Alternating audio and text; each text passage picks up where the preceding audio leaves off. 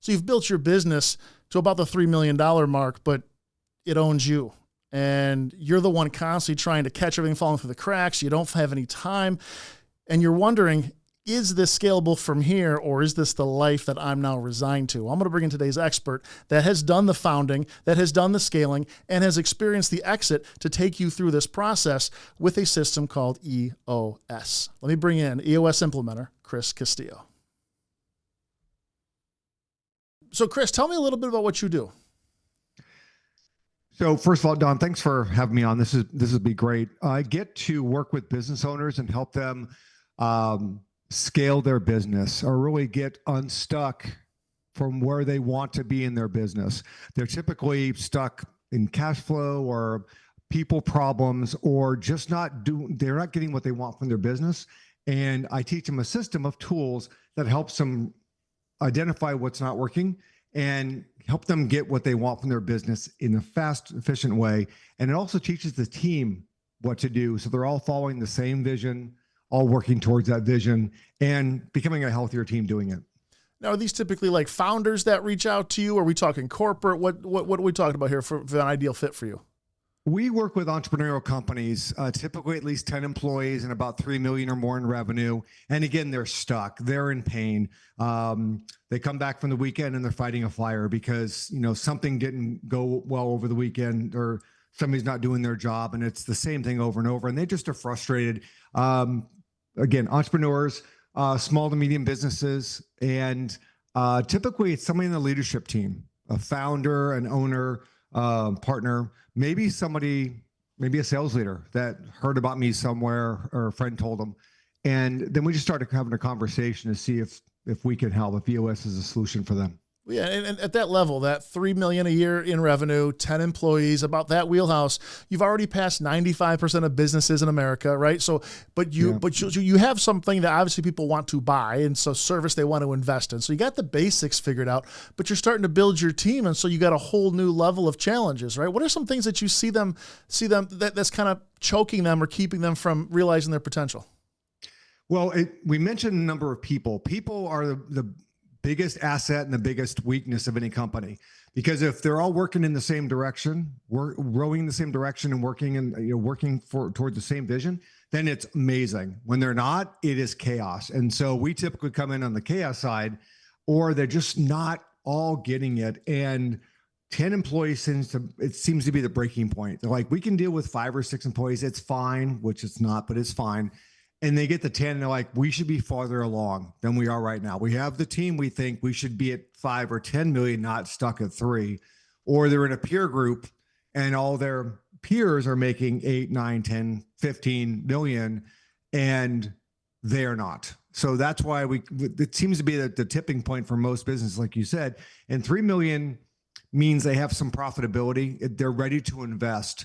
Specifically, not having the right people in the right seats is what we call it. People that are doing too much work in the business, and now it's time to invest in that one person to do sales, or the one person to do finance, rather than the owner doing 2 or 3 different things.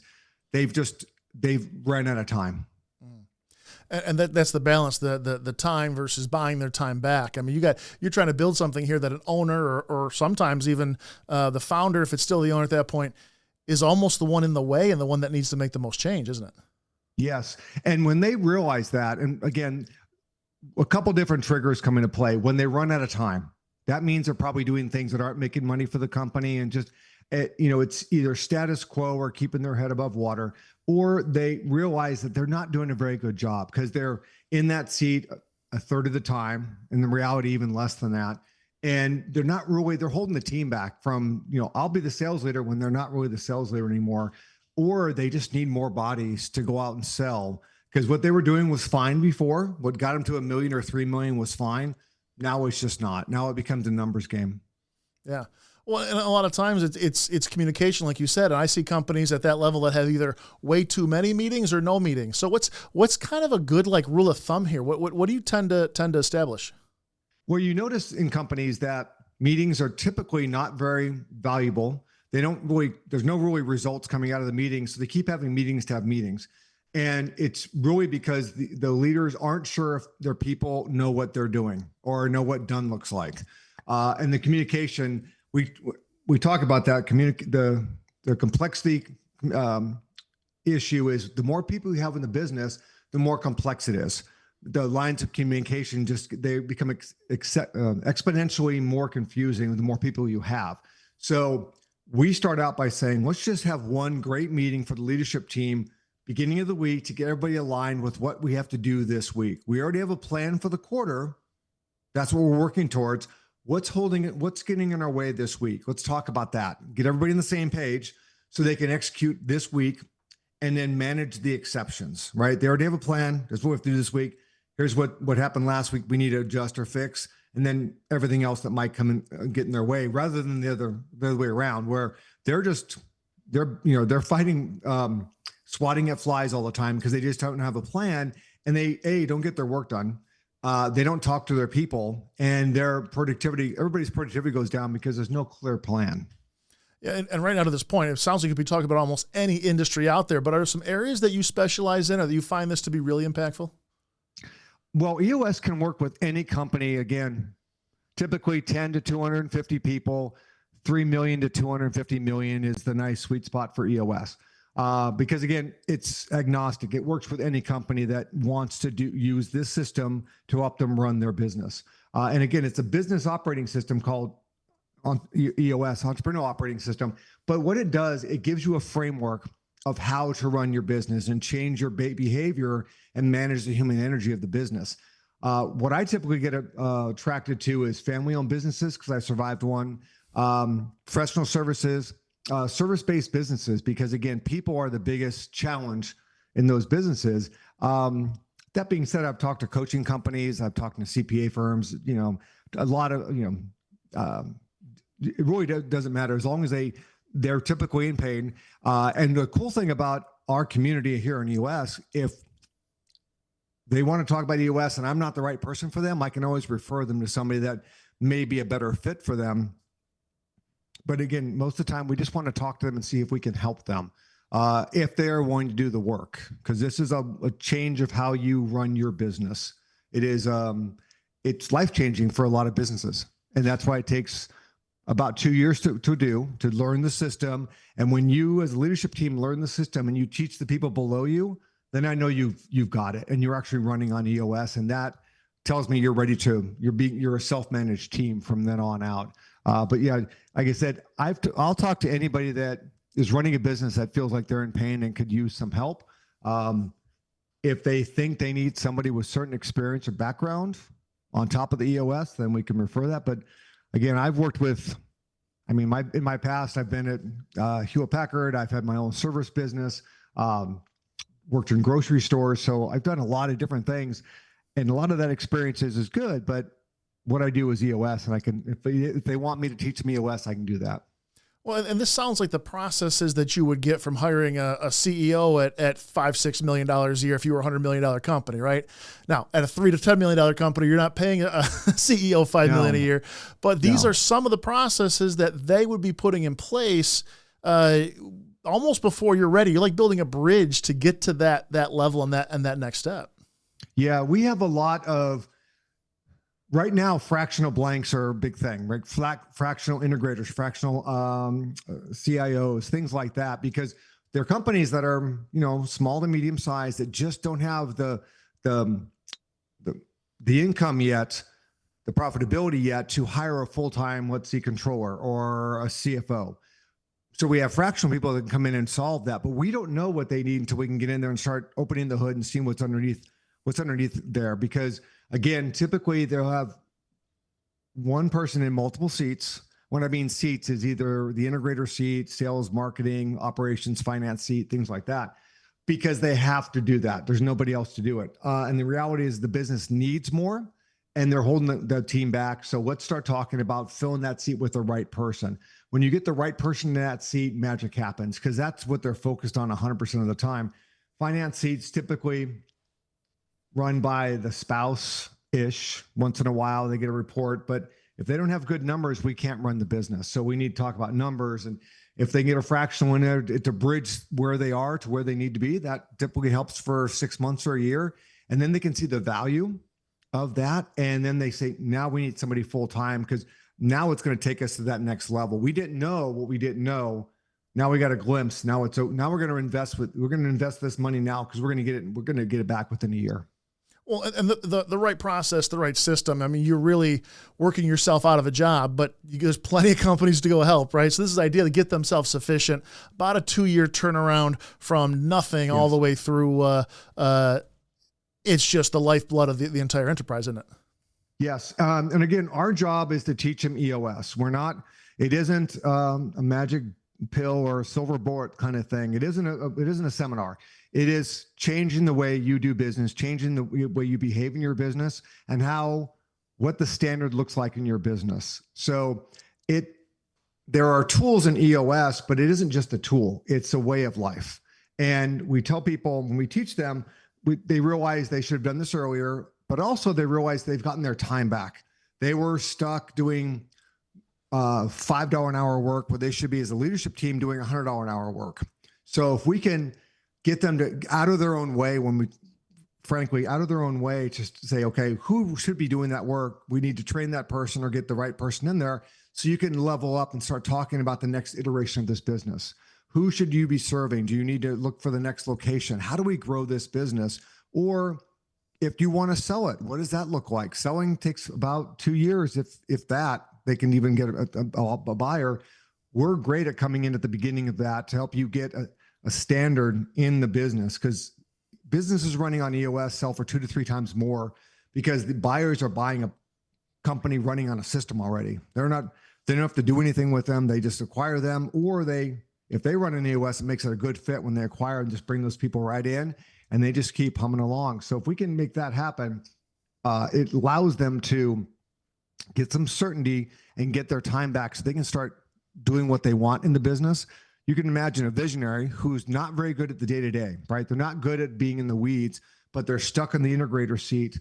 They're managing people and they just want to go out and, build big relationships. They have lots of ideas, but they don't need to be in the office every day. And they're stuck in that seat. That happens a lot. And if we can get them a partner to run the business for them so they can be the visionary seat and get the integrator to run the day-to-day, that frees them up and then gives them a glimpse of what the future looks like for them. Well, and that's how you get 1 + 1 = 11, right? I mean, if you got businesses like you're talking about that size, trading for 2.5, 3.5 times earnings, and you're going to be able to get just another level up. Not only should you, over the next 2 years, improve those earnings, systematize those processes. That's right. But then you're also not integral part of the business. I mean, you're not looking at getting bought and having to work for another 2 or 3 years as a job after you sold it, right? So yeah, there's a lot of great things that'll return on the investment. But I actually want to focus on one of the first things that you do with people, and I know you meet some resistance on this, but it's really setting up core values and culture. Yes. Well, the reality is every company has a culture, good, bad, or indifferent. They have something going on, and we have found time and time again that people stay because of a great culture. They want to be part of a great team. There's a reason why sports teams that have great cultures win most of the time. And it all starts from the top down. The owners have to realize that they have to show up early to set the standard. And with a bad culture in a company, that means there's no standard, and no one really cares. And then they get mad at the people for not caring, but they realize that the people are not seeing that they don't care. So it's really, we talk about that in the first couple sessions, because identifying what culture they want to have, and then they start seeing what they do or don't have in their business. That is the foundation for how we manage our people. Specifically, are they the right people? Do they fit our culture? But first we have to find out what kind of culture they have. And we have to talk about core values. If we can get it out of their head and all agree as a leadership team, yeah, these are the 3 to 5 words that describe our culture. And then we can use those in our hiring process, in our firing process, and how we recognize and manage our people, because it's a way, again, to set a standard. And when we have that, it makes things so much easier when you want to hire people. When I talked before, when you're in too many seats, we need to start investing in people. Wouldn't it be great if you knew what kind of person you want to work with, and also what job they need to do that they're 100% qualified for? Would it be easier for you to hire the right person? Probably yes. Because before, you were hiring to fill a seat and you didn't have those questions, or you didn't have those standards set. But once we have those, it makes getting the right people, you have a higher percentage of finding the right people by having those already in place. Yeah, so it sounds like you're going to take a few sessions with that leadership team early on in the process, really dive into what's working, what's not, and then teaching EOS, supporting them with some support afterwards. But what's the first step? Someone listen to this now. I mean, they're 15 minutes into listening to this. How do they even reach out to you, see if this is a fit? So I set up a phone call with them. We typically have a discovery call because I want to hear about their business. Tell me about your business. Tell me what's working. What do you do really well? And tell me what's not working. Because I can't help all the business owners. There's only so many people that we can help that actually want help. Again, we are teaching you a system to change the behavior of how you run your business. Are you in? And then if that call goes well and you think this is viable, we do a free sessions with your leadership team. Because again, the team has to be all in. We are changing again. We're going to change the way you see your business, and we need a whole team to buy into this. Once we do that, we get everybody to say, yes, we want to do this. Then we start and dig right into the structure of the business and work from there and start teaching them the tools of EOS. But it starts with a phone call, because the other part of this, the deeper part of this, is I need to build a relationship with the leader and the leadership team and build a level of trust, because I will have to push them to be great.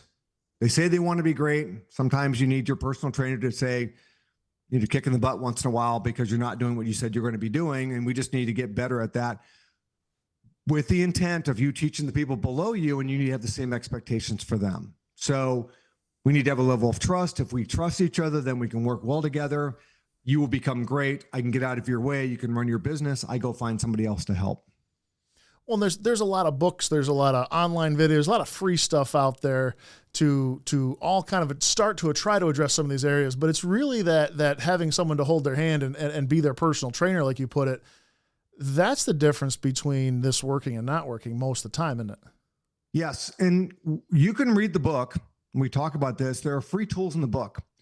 But I mentioned this when we first started.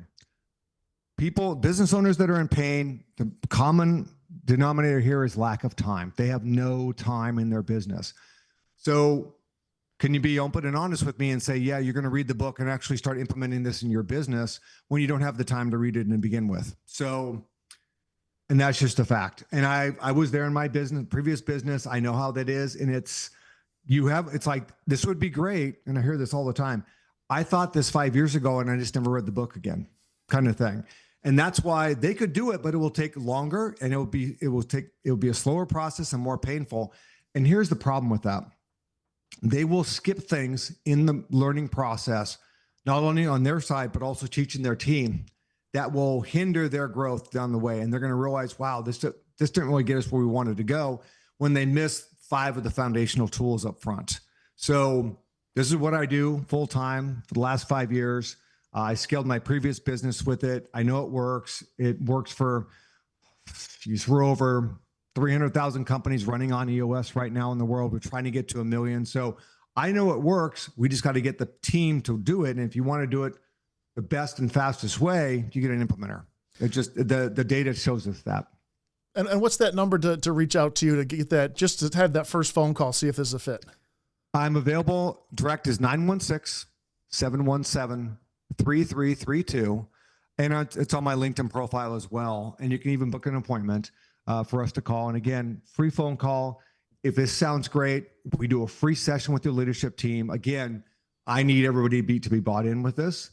And if you all say yes, then we can start our journey together. And if you say no, you get a free book, and you can call with any questions. I'll gladly help you along the way if you want to do it yourself. And then, just help first on that, from that perspective. And some teams that are too small, they can't afford it. Totally fine. Here's the book. Call me if you need help.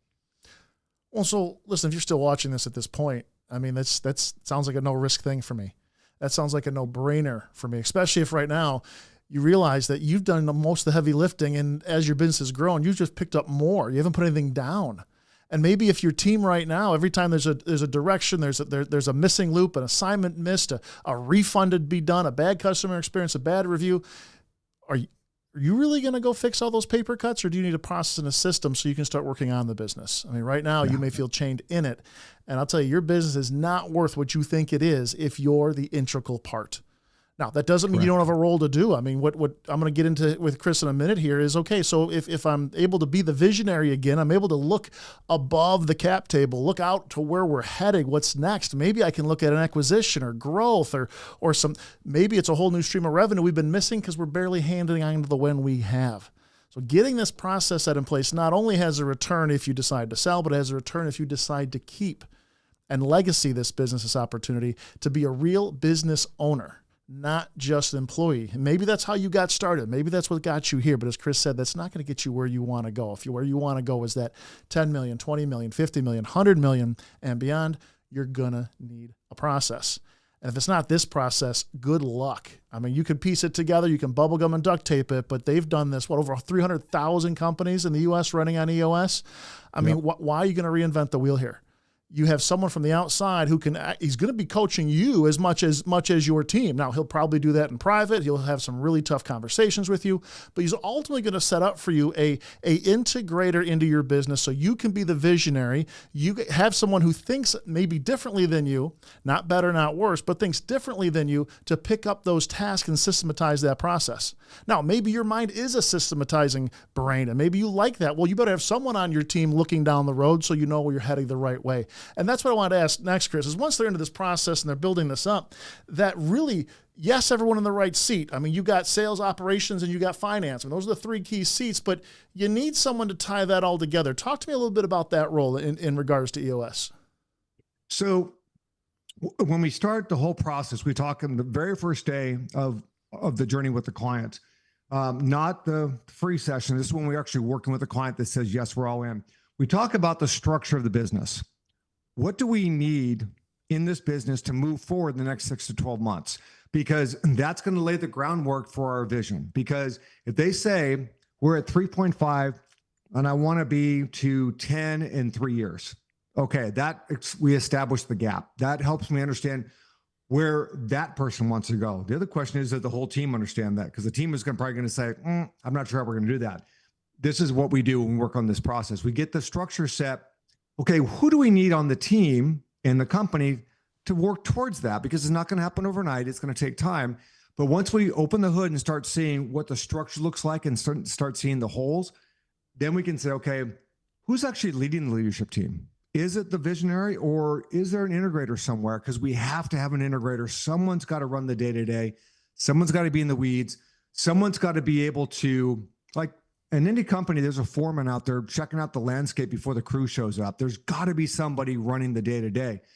And you can't have somebody doing it part-time because that's what it is. It's part-time and you get less than what you need for the seat. Now, initially, that's probably what's going to happen. But the only question is when we're going to fix that, get the other person in the seat so that one person can be the integrator. And if there isn't an integrator, maybe the visionary will do it part-time, which isn't the best thing, but at least it's something. But that will be on our plan within the next 3 to 6 months, getting somebody in that seat. If not full-time, maybe a fractional. That will help them set the standard. This is how we do business here. Wouldn't it be great if you had somebody in your business that showed up early, stayed late, not that late, but they with the mentality that they're there ready to help the team execute. A great integrator loves managing people, understands the P&L and is withheld within the budget of the P&L, and also knows what resources the team has and doesn't have and works to get those resources put in place for the team. Their job as an integrator is to manage the people in their charge. So they're not in charge, but they're there to be responsible for the people in their charge. And their success is based on the team's success. And if their job is there to make sure the leadership team has time to execute, time to do the right things in their business and helps them break down barriers so they can be successful, that's a great integrator. Unfortunately, there's not a lot of great integrators in some companies, and they have to find one or they have to bring one up from down below from the accountability chart. But like I said, you get a fractional in there that teaches them how to be an integrator, and somebody will probably elevate up. And that might get them going.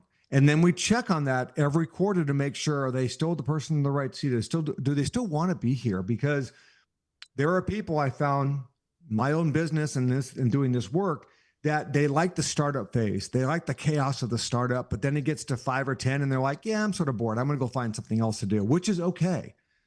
We want people they want people to be here because they want to be here. And sometimes there are changes need to be made because now you're at 10 million, you want to go to 25. And that might take a different kind of person, but having the tools in place to make those decisions quickly is what we do in the very first day so that we can start helping you grow as you're going through the business. We call that the evolution of the business. And then when you get stuck, when somebody leaves, that's revolution. Like you're hitting the ceiling and you need to, what do we do now? And sometimes that seat, not the integrator seat, but some other seat, maybe it's not needed anymore. Maybe technology will replace that. Maybe you can outsource that because you didn't like, there was nobody here locally that can do it. Like there's, VAs, things like that. There's technology, AI, things like that. That can solve some problems when it comes to tools and resources. You still obviously need people to work the business and make decisions in the business and be critical about what's working, what's not in the business. Let me change gears for just one moment, talking about you, Chris. I mean, you mentioned your own business you scaled. You mind sharing like what industry that was in? How were you able to grow it? What was EOS an impact there? Yes, it was. So great question. Let's see. That business started in 2010. My wife at the time and I started it, and we really were being successful in spite of ourselves. And we got to a point about 2 million in revenue. And we had the business in California. It was a coaching company, and it was good. But when we started talking about growing it, we knew we couldn't do it in California. So we moved to Texas to scale it, which means adding people. And I was never taught how to manage people, and I was the integrator, and I didn't even know what that word meant at the time. I just was it. She was the visionary, I was the integrator, as it turned out. And I couldn't keep doing shipping and receiving, finance, and customer service if I wanted to do the other 6 things I was doing in the business. So I started hiring people and realized I didn't know how to manage them. I'm like, here's the process. Good luck. See you later. Right? That was it. I'm assuming they knew what they were doing.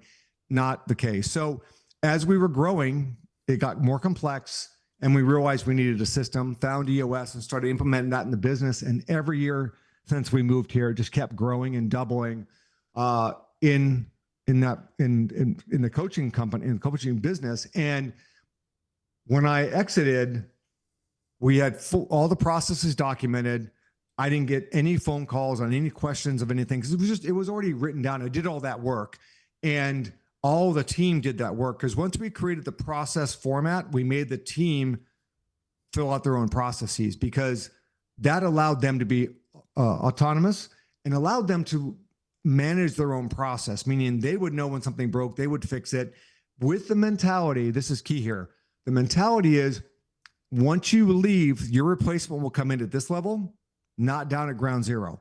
They need to be able to come in, hit the ground running, and have a good chance of being successful based on how you left the process. And that applied to everybody.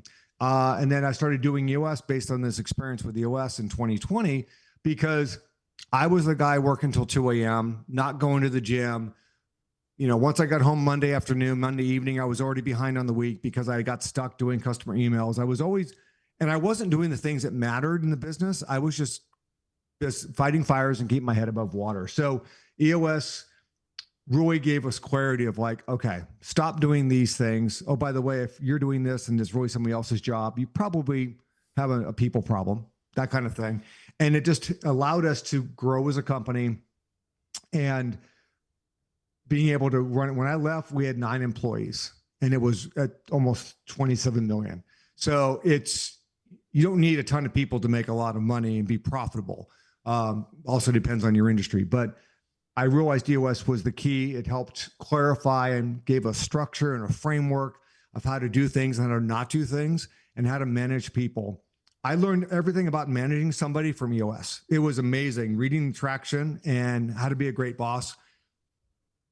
I mean, MBA program of managing managing an employee. And I wish I would have done it earlier.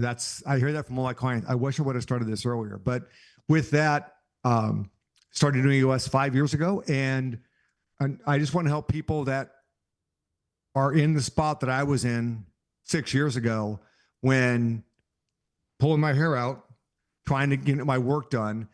And I'm not being successful, and knowing I just need to rethink the business, but I had no time to do so. I was just, again, fighting fires, trying to be the hero. And the reality is it's not healthy and it's not sustainable. And you can't build a business that way. All of a sudden you look up and if you started your business and left a corporate job or lost your corporate job and, now you're building this thing where you're making less money and working twice as hard. I mean, that's not what we all go through that point at some point in our evolution as entrepreneur, but we don't want to live there very long. I mean, we want to get through that phase. That's right. And that is normal for startups, and that's okay. Mm-hmm. The question is, when is that going to change? Because you are limited. You're not limitless. And there's always going to be a cap here. And your team's going to have a cap till we actually start deciding who do we need on the team, as we talked about before, to get us to that next level. And then who do you need on that version of that team to the next level and so forth. Now, you have to want to go there. You have to say, we're at 3, we want to get to 10. Okay, we know what we're going to do. Or we want to have 6 different locations. Okay, I know what that looks like. Let's fix all the things with the one location before we duplicate that, and so on and so forth.